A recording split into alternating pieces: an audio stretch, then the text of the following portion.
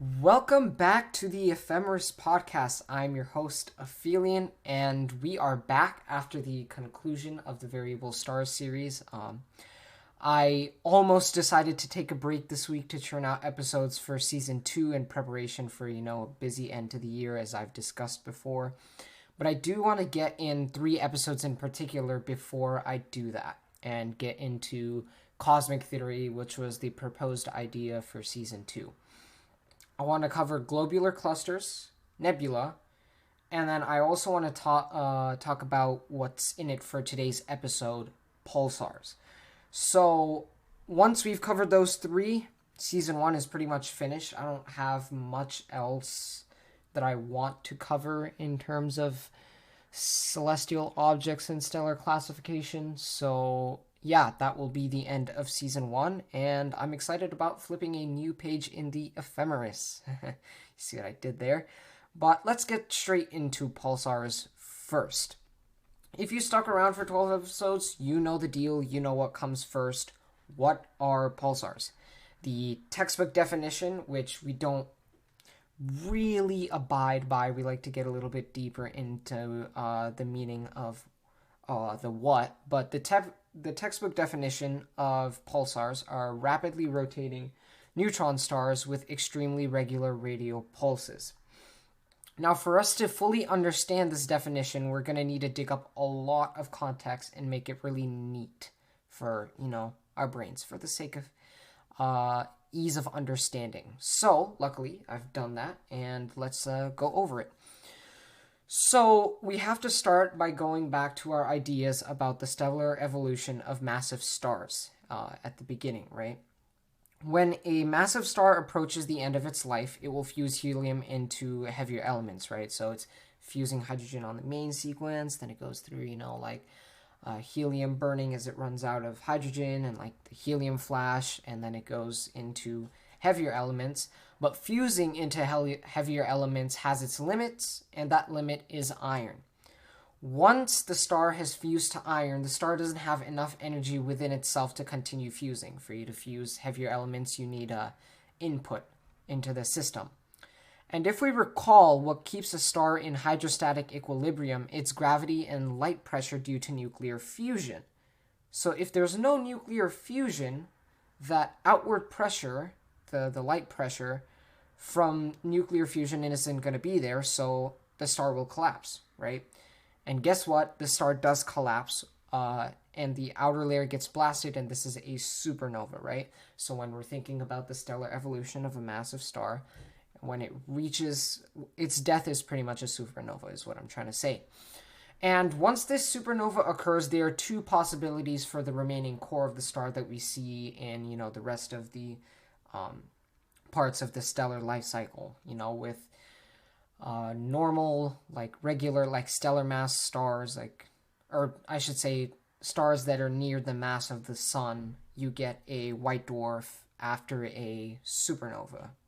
Or wait, no, a binary white dwarf will lead to a supernova, which will, lead into, just a core left there. And then when you have red giants become planetary nebula, you're also left with white dwarfs. So, yeah, essentially what we expect once a star dies is that there's a core and then there's a bunch of ejected material, right? So there are 2 possibilities for the remaining core that comes at the end of a star's life cycle when it's a massive star.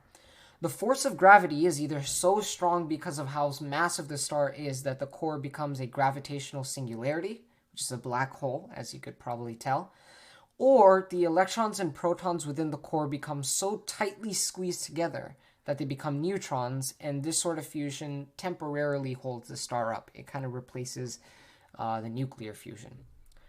Now that, ladies and gentlemen, is called neutron degeneracy pressure, and such a core is known as a neutron star. So, we have the neutron star part of the definition down. How does a pulsar rotate and pulsate? The rotation of the star is believed to be a byproduct of the collapse of the core, but the pulsations are a little bit more complex. Now, with all this talk about neutrons, protons, and electrons, you can imagine that pulsars would be heavily magnetized. magnetic fields that are generated from the formation of a neutron star funnel particles along its poles and accelerate them so fast that it causes relativistic jets of emission, like we've seen a couple of times before on the podcast. I believe we talked about it in Herbig-Haro objects, and we could have talked about it in quasars. I'm not sure if we did. All right, but that's besides the point. The magnetic poles aren't always aligned with the axis of rotation for the star, right? So they can differ a little bit. And what this will look like, essentially, is so what a highly magnetic neutron star with relativistic jets of radiation coming and going, right? What that will look like to us is essentially a wobbly lighthouse, if you can imagine that, right? So visually, it'll look like the star is pulsing because of these relativistic jets coming and going, and then you'll just have that highly magnetic neutron star there. So that is the story of the definition of pulsars: rapidly rotating neutron stars, right, the rotation, with extremely regular radio emissions, which is the relativistic jets, and we also understand how they form. So other than these basics, there are three types of pulsars. They are classified by the power of their electromagnetic radiation. So here we go. We have rotation-powered pulsars, where the magnetic field will kind of decrease the rotation and increase the power of radiation. So there's that little, what would you say, inverse relationship, I guess you could call that, right?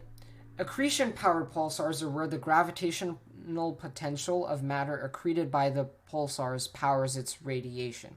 Right, so the pulsar will convert that gravitational potential energy, and it'll keep itself emitting a lot of radio emission, right? And then magnetars are the third type, and they don't have relativistic jets, but they have a highly, highly magnetic field, right? And that will produce the electromagnetic radiation. Now, with all of that, all of the meat and potatoes out of the way, perhaps we can talk about some extra anomalies, which are quite nice. I like to do that, right? We dive into the what, and then we kind of understand some of the processes of the stellar evolution that get us to certain celestial objects, and then we can talk about some of the more extreme forms of these celestial objects, right? So, four that I found that I thought were kind of interesting is you can get X-ray pulsars, you can get gamma ray pulsars, which are even more rare.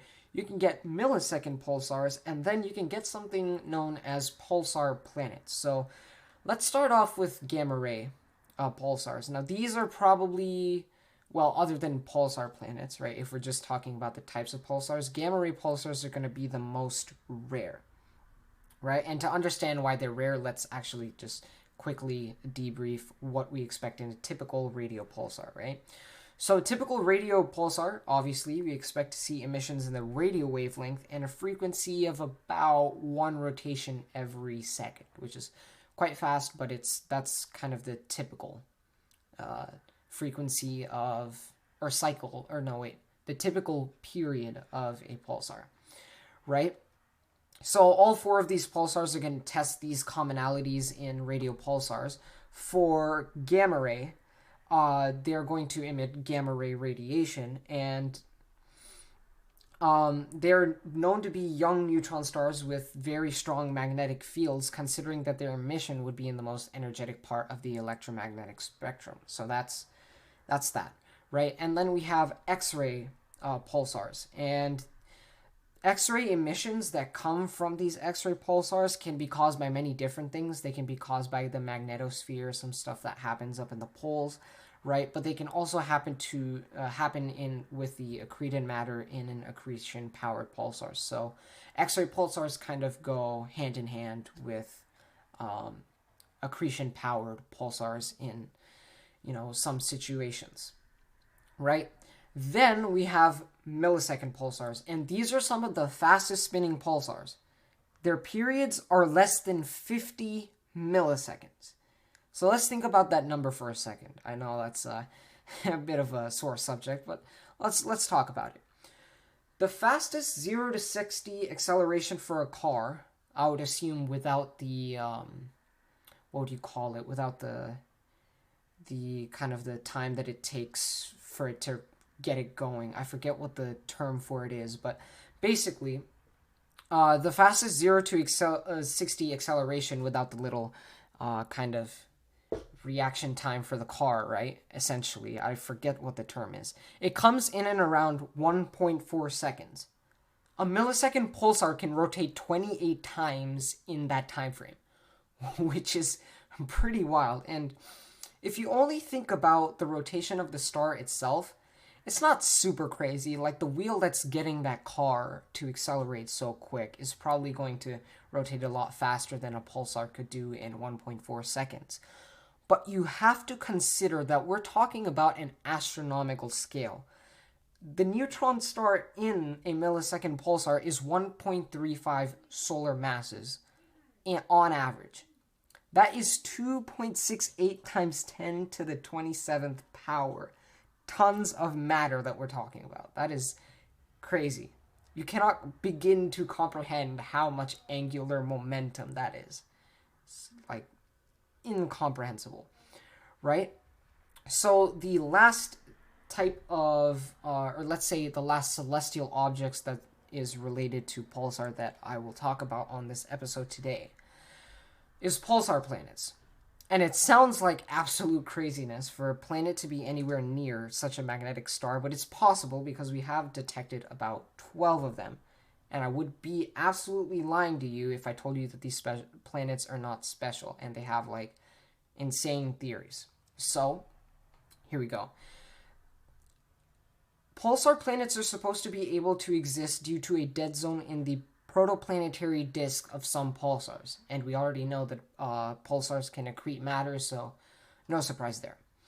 These protoplanetary disks also have high standards because if they aren't massive enough, the magnetic fields of pulsars can ionize everything and ruin it. It just wouldn't allow for it to exist. So we've got some very strict criteria for these planets to be able to exist. So we're going to need to create some very, very specific theories that are going to satisfy these requirements. And the first theory that was generated for how these planets could possibly exist it's called the first generation of pulsar planets, and they're believed to have existed before the star died in a supernova, right? So going back to that stellar evolution, getting up to the neutron star and getting into pulsars, right? The first generation of pulsar planets would exist before the star had died. But obviously, when we think about that, that's pretty improbable for a star to have survived all of that instability. So the 12 pulsar planets that we've seen, we don't assume that any of them were formed this way, right? Then there's the second theory / generation. These planets would have been formed from material that fell back onto the star after this supernova explosion.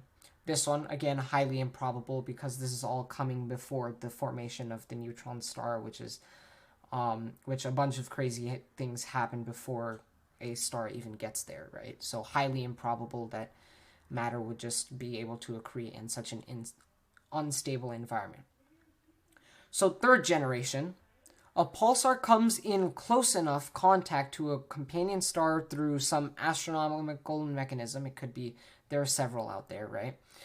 But this close enough contact causes the star to disintegrate, and the material accreted from this collision forms a star, right? So you get neutron star spinning around, a companion star comes flying by, gets completely destroyed, and then all of that matter that's left from the star that was destroyed manages to create a planet. So that's third generation. Now, there are other theories, kind of supplementary theories, I guess you could call them, that come in this conversation, and one of them is that planets could be like widows of a companion star, so the pulsar planet could have belonged to a companion star that came in contact with a neutron star, a pulsar, and now it belongs to the pulsar. Or yeah, so basically the other two supplementary theories kind of suggest that the pulsar planet was not generated by like near the existence of a pulsar. It had more to do with companion stars coming in contact with the pulsar. Right? So that's a lot. That's a lot of theories, a lot of wacky things. But let's be honest, none of these theories are super conclusive, because if we put in a lot of thought into it, like, we would be able to tell, okay, the instability of a pulsar would make it really, really hard for a pulsar or a planet to exist this way, right? And you also have to take into consideration that only 12 of these exist, so finding the definitive theory would mean looking at possible histories of these 12 pulsar planets, rather than kind of generalizing a bunch of pulsar planets that already exist. Right? Let's not bum ourselves with that, though, because, I mean, it's a mystery. It's a cool mystery. I think it's just something to kind of tease your brain, and I think it's still something quite fun to mention. So that is all I have for you guys today on pulsars. I moved through it a little bit fast, to be honest, and hopefully that is making some sense, because when I'm writing the notes for these scripts, I try to be as descriptive as possible with the processes. So when I say them fast during the actual recording of the episode, I hope it still all makes sense. And yeah, so we went over what they are, how they form, some of the cool anomalies. And also, I think another thing to mention that I didn't quite put in the notes here is that millisecond pulsars, or pulsars that rotate fast enough, are actually very, very good clocks, like cosmic clocks for astronomers, because you can just imagine the frequency of a pulsar like a tick in a kind of an analog or digital clock, right? And they could be really, really helpful. Like, we have atomic clocks, so I mean, pulsar clocks could work in a similar fashion. So there's a little bit of why, right? Include that in there, and kind of throw in some significance of pulsars in the cosmos. But yeah, I am blabbering at this point, so let's be done with this podcast episode. Thank you guys for listening today. I hope you have enjoyed what you've heard. If you have and you're listening on Spotify, make sure to follow the podcast. If you are on YouTube, make sure to subscribe. And in terms of the plan for the next few days, weeks, I think I'll definitely still be working on churning out episodes for season 2, as I mentioned at the beginning of this episode.